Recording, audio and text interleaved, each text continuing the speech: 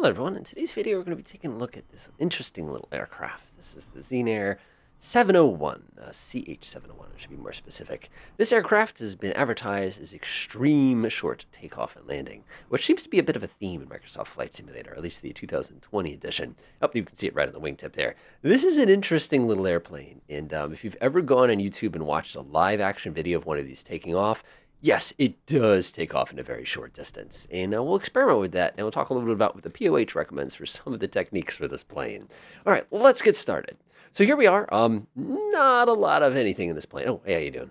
One thing, actually, it's kind of funny. If you look at it from the front, you can see that both these people have their hands in their lap here. That's probably going to make it dangerous to operate the aircraft. But hey, you do work with what you got, kind of a thing like that. Personally, I think you should be able to see your legs for some of these airplanes like you do in DCS. Enough. So what we're going to do is we're going to get this thing started. I've got myself a copy of the POH right here on my lap, and I'll just kind of walk you through it real quickly. First things first is we're going to be doing our exterior inspection. When we do that, we climb in here first. By climb in here, it's not like I've got much of a door on this thing or anything like that. I mean, like a little piece of fiberglass there or plastic. It's not much. So we're going to go run around the aircraft real quick. We're going to confirm that our ignition switch is set to the off position. We're going to use the gas locator. It's this little thing on the wing just to make sure we have fuel, make sure there's no nasty water in it. We're going to do a visual check of the outside. We're going to make sure it's good. We're going to check the flaperons. Flaperon, you say? What's that? A flaperon is when somebody came up with a brilliant idea to combine the aileron with the flap. So when I wiggle this, those are my flaps, and those are also my flaps. So you can see I put my flaps all the way to the up position. I put my flaps all the way to the down position. You can see exactly how that affects that. That's going to give you a ferocious amount of control at low speed, and it's also going to enable us to take off and land at very low speeds. All right, so our next thing, we're going to check the landing gear. They're in good shape. Our tires look pretty good so far. Our stabilizer attachment, everything's been removed. And then we go ahead and climb inside. So this is a Rotax-powered aircraft. For those of you familiar with a lot of the other aircraft that are designed like this in Flight Sim, this is no different at all. And in a lot of ways, I actually think this is one of the nicer ones because it's well laid out. It's very, very simple to follow. So to get this thing started, it's pretty easy. First things first, you're going to reach over here to the fuel valve, pretty traditional fuel valve here. We're going to hold our mouse over and we're just going to roll the mouse wheel. If you click on this thing, it's going to make you insane. So we're going to set that to the both position. We're going to go ahead and grab on the choke. The interesting thing is in the book, it refers to this not as a choke, but as something different. Have fun reading that in the POH when you look at it later. So I'm going to pull this all the way out because we have a cold engine. For those of you not familiar with a choke, basically what you're doing is you're starving the engine of a little bit of air to basically have a very, very rich mixture. It kind of helps out, especially with these older style engines, to get them kind of started here. Next, what we're going to do is we're going to take the throttle and we're going to put that to the idle position. Our throttle's right here. Idle is all the way back. This is a Rotax engine. It's kind of got its own personality. It's also a really high RPM engine. Sounds like a very, very angry weed whacker. It's kind of fun. We're going to set the master switch to the on position. We're going to leave instrument off. We need as much battery as we can. I find it very interesting that the Garmin flips on. Also, oh my God, you took an airplane, which is not that expensive, and you put a GPS that's probably more expensive than the airplane in it. Oh my. But anyway, we're not going to worry about that today. It's nice to have. So we're going to come over here. We're going to go ahead and flip on the strobe and nav lights just to let everybody around us know that we're going to get started here. There's our handy dandy lights. And again, this is just giving people a heads up around us. Let's see. We have fuel on board, so it looks pretty good to me. We're going to flip on the master switch, which we did. We're going to flip on the ignition switch. This one does not have the ignition switch. You would have a separate little switch for that. The other thing you could have too in some places is you could actually have an option where you could actually pull the circuit breaker out for it. I'm not going to worry about that too much here.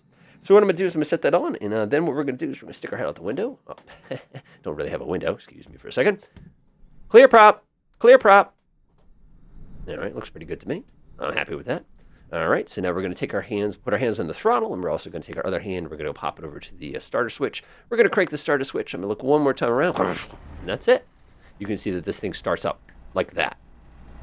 Now, one of the interesting things, because this engine is designed the way it is at RPM, I'm completely at idle right now, and notice I'm at 1500 RPM, which is pretty high. But believe it or not, this RPM is pretty low, and in the real one, you'll actually have issues where if this is a vacuum-based instrument, which usually it is, it's not the electric one, this will actually not go fully erect until you actually get enough RPM. So what the book says to do now is that we're going to go ahead and increase to 2,500 RPM. We can do that nice and smoothly. Remember, this is a pretty cold engine here. It's it's kind of the end of winter here where I am right now. Oil pressure looks good. The oil temperature hasn't really started to register yet. Fuel is fine. Water temperature. We're a water-cooled engine. Can you believe it? is slowly starting to come up. Remember, this is going to be in Fahrenheit, not Celsius here. So 100 is not necessarily a bad thing, but obviously 212 is a bad thing. We want to keep that in mind.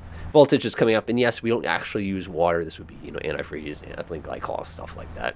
Plenty of battery supply. Good time, of course, as we're kind of running the engine up a little bit, as everything's starting to stabilize. We come over to our choke, and we're just going to smoothly push our choke in. In the real world, if there's a Rotax engine and you start just kind of pushing that sucker in just like that, what's going to happen is the engine's going to go, oh, are you sure? And it's going to make all sorts of pop, pop, pop, pop noises. It's just fun. So the engine choke is in. Obviously, we don't want to fly with the engine choke out. That's going to give us a wicked, very, very, very rich mixture.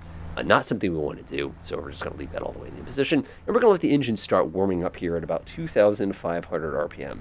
One thing they tell you in the book is to double check to make sure this comes up right away, which it did. And you can already see my oil temperature starting to make its way up as well, which means we're good. This is basically all there is to it. One of the things I've learned about Rotax engines is on the ground, they're hot, in the air, they're cold. It's just kind of the way they work. So we want to make sure we don't start that thing until we're pretty much ready to go for today. So the next thing we're going to do is we're going to go ahead and make sure all the avionics and everything else is on. We're going to turn on our transponder. Transponder, it's more expensive than the wing on this thing. But yes, we definitely want to turn that on. Obviously, it's VFR today, so I'm not going to worry about that thing falling. All right, so we're going to go ahead and get ourselves into the takeoff position, and we're going to start rolling very gently. Now, this aircraft, many, many times inside of the book, it's always going to refer to making sure your controls are free and clear. Now, watch this. The whole plane's rocking like crazy here. We're just going to give that a quick little wiggle. So I'm going to go ahead and release the parking brake, and as soon as you do so, this plane wants to fly. It's like almost like having a kite. This thing has places to be, and it's actually very windy today, so this was not an optimum day to fly a plane like this. And I'm going to be very, very, very carefully here. Rotate myself and line myself up at the runway here. All right, it would be a shame if somebody ran that guy over. Let me see if I can clip them in the head with the wing here. Oh. So now what we're going to do is we're going to very carefully, cautiously, like I said, this thing wants to fly. It's going to want to take off. So be very, very, very careful on the ground. Make sure you're doing your controlled deflections in the wing. Try not to get going too fast, or you will find yourself airborne. Or what will happen, what most likely will happen to you a couple times, is the front wheel will lift off the ground, and all of a sudden you'll lose steering, which can be deadly. You can have real problems with this. All right, before takeoff, altimeter set. The trim. I love the trim on this thing. Check it out. You just push buttons. The trim that we need to use here, of course, we're going to keep this right between the green lines here. If you have a regular trim button on your joystick, of course, you can go ahead and mangle that. This plane's very, very sensitive, so it's not going to need a lot of trim there. All right, we're going to check to make sure our switches are all set. Switches are good. We can flip on the landing light if we want to. Incredibly, we have an instrument. Oh, this instrument lights. I see what they did there.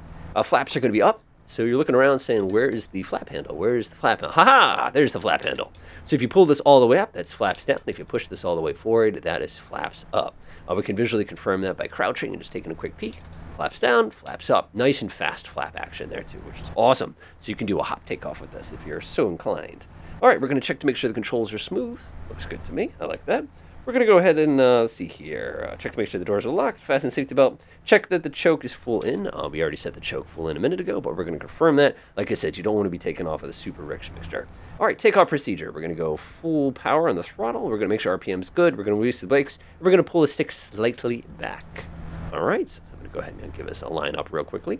Some of you are hollering at me saying, but what about the run up? How are you going to check to make sure the magnetos are going? And I'll say, you're right. Let's do that. We should be safe. So the book says to go ahead and crank this up to about 3,850 RPM. Yes, 3,850 RPM. So we're going to pop it up to there. We're going to reach down here. We're going to go ahead and just pop the magneto. We should lose some RPM. I don't know why we didn't really lose much RPM there. And as a matter of fact, both magnetos seem to be just as strong. A little weird. Of course, when you do this test, you always want to pull it to idle. Well, one of the things you're going to have in the real world is as soon as you pull it to idle, this instrument's going to honk and start spinning on, not spinning, but it's going to start wandering on you. So make sure you cage that before you do anything crazy today. All right, approach is clear. We're going to go ahead and close the door. I think we've had enough fun with that door just kind of sitting open this entire flight. And then we're going to go ahead and get ourselves going.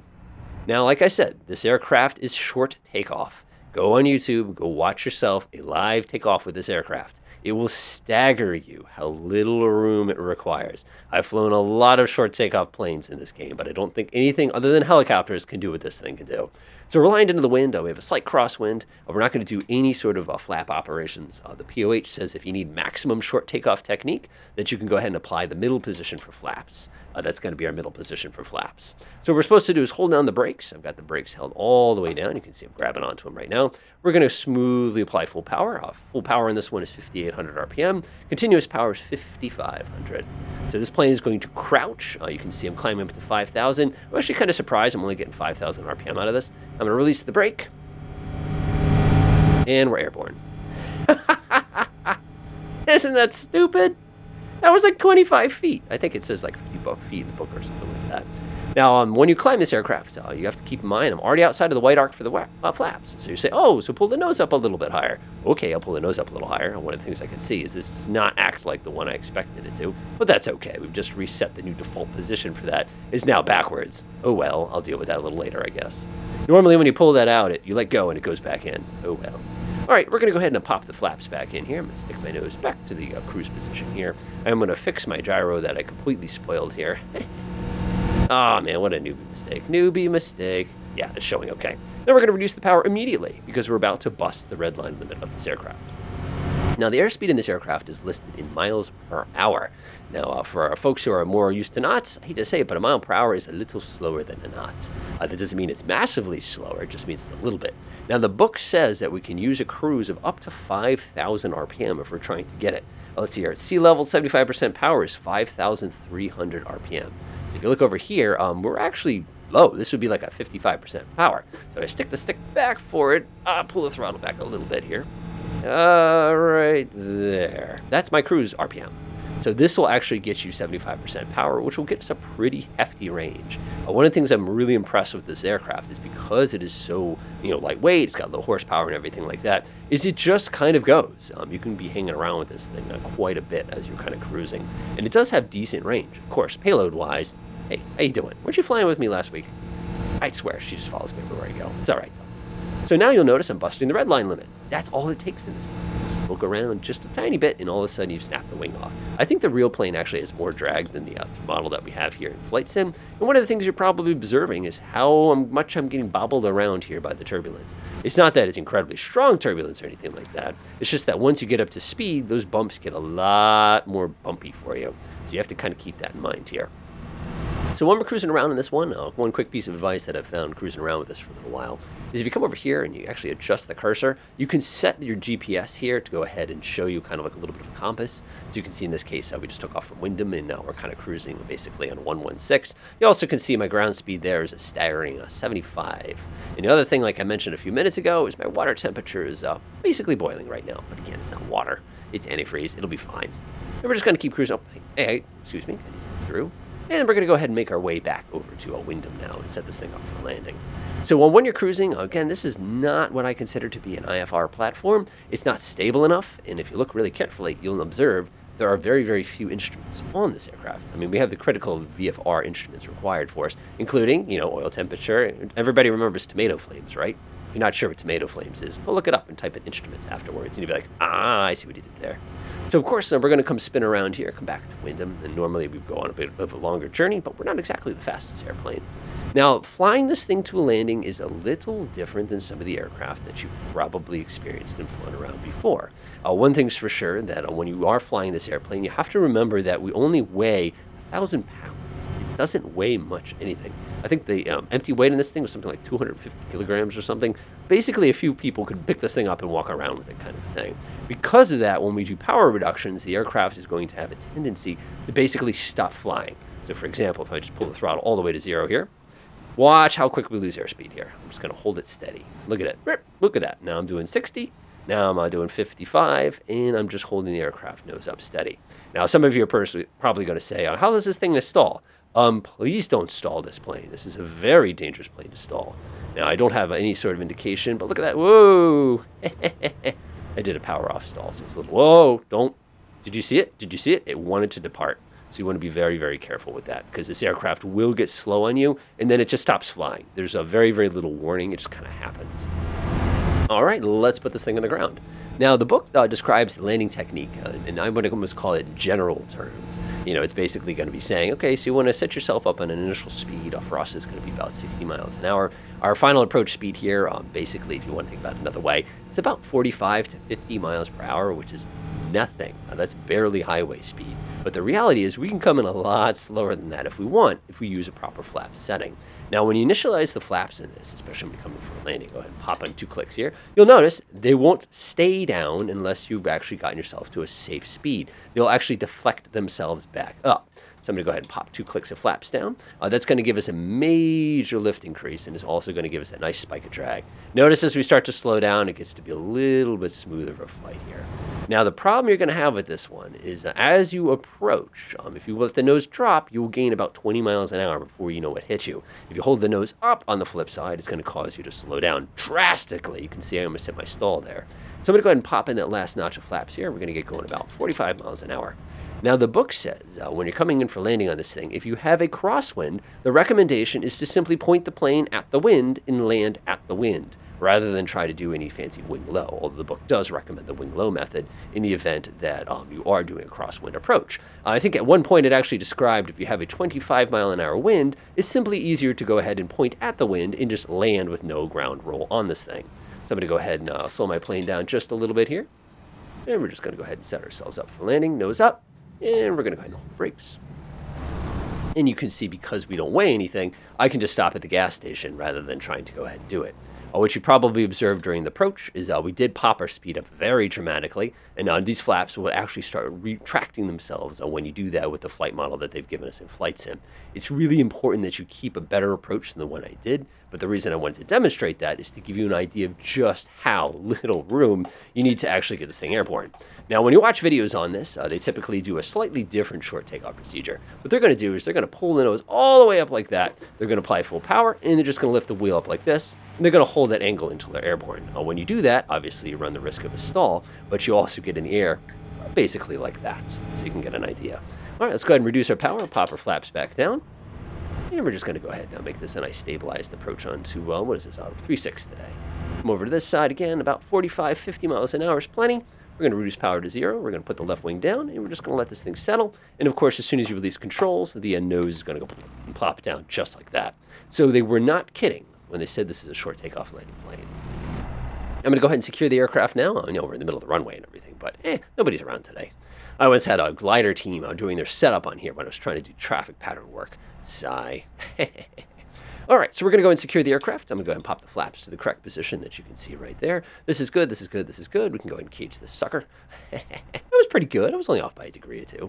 We're going to let the engine idle for just a moment, let everything smoothly cool off here. One of the things the book says is you should be using about 3,000 RPM on a descent. You're really not supposed to get it too far below that so you don't cool things too quickly. And you can already see how fast our temperature is starting to wheel back. You also can see how much fuel we burnt in just a few minutes of flight. Just kind of the way it works. So shutting this one off, you'll probably observe we have no mixture handle on this one, so it's a little different. Some people are like, what about the choke? No, don't pull the choke. Don't touch the choke.